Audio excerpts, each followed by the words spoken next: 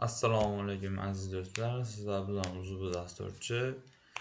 Bugungi darsimizda IT yo'nalishini boshlab olamiz.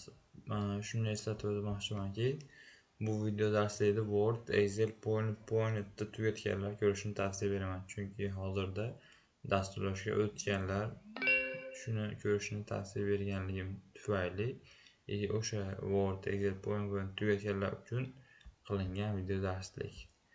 Hop, birinchi o'rinda shu Windows tugmasini bosamiz va Chrome'ga kirib olamiz, ya'ni Google'ga.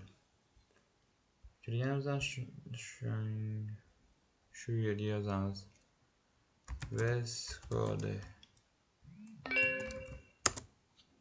Mana Visual Studio chiqadi, shuni kiramiz. Va shuni mana bu yerdan xohlasalar bu yerdan, xohlasalar bu yerdan mana yuklab olamiz. Mana bizning Windows 10 uchun 10 ni bosamiz.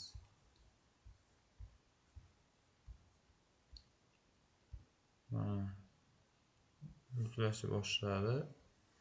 Hop, videomiz qisqa bo'lishi uchun keling shunda videoni sal to'xtatib turamiz.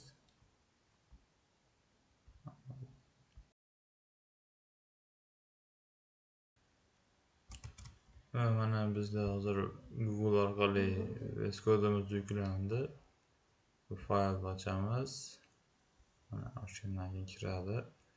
Va shuni yana bosamiz.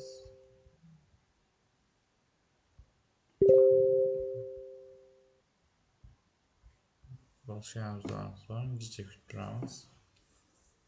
Kompyuterimizga shunaqa yozuv chiqadi. Shuni birinchisi belgilab qo'yamiz ham. Next tugmasini bosamiz. Bosganimizdan keyin hammasini tasdiqlab qo'yib, next tugmasini bosamiz va install tugmasini bosganimizdan so'ng jicha kutib turamiz. Shu VS Code notebookimiz yoki kompyuterimizga yuklangan bo'ladi.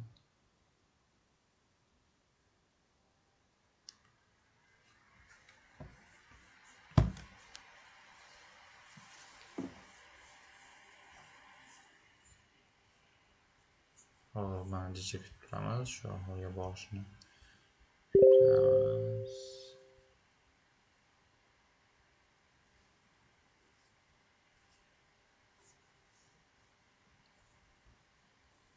Mana yuklanyapti.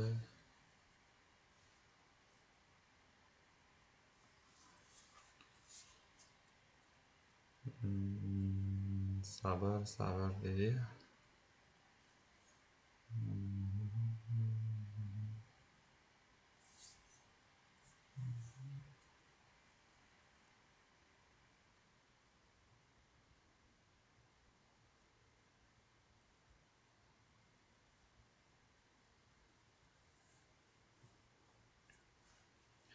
Va nihoyat bizning VS Code'imiz ham o'rnatib olindi. Finish tugmasini bosib, bundan chiqib ketamiz, bundan chiqib ketamiz va bundan chiqib ketamiz. Mana bizda VS Code'imiz notebookimizga o'rnatilib oldi. Birinchi darsimiz shu edi.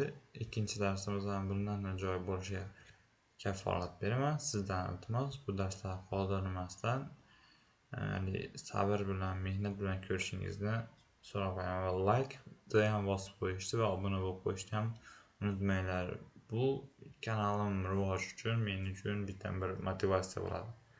Nimaiki noqulayliklar bo'lgan bo'lsa kommentariyada yozib qoldiringlar. O'zingizlar fikringizni ham yozib qoldirsangiz xursand bo'lardim. Oldindan rahmat. Sizlar bilan Uzubi dasturchi.